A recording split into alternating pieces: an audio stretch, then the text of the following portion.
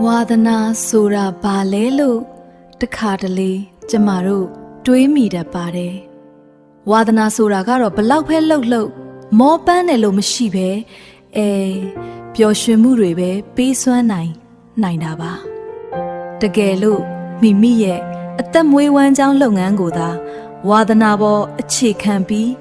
ရွေးချယ်ထားမယ်ဆိုရင်အလုတ်လုံနေရတာဟာပင်ပန်းစားလို့မခံစားရပဲနေ့တိုင်းကိုစိတ်အားထက်သန်စွာဖြတ်သန်းနိုင်မှာပါဝါသနာဆိုတာဘာလဲလို့တခါတလေကျမတို့တွေးမိတတ်ပါတယ်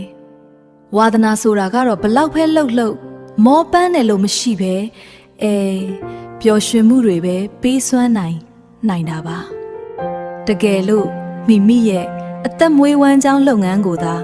ဝါသနာပေါ်အခြေခံပြီးရွေးချယ်ထားမယ်ဆိုရင်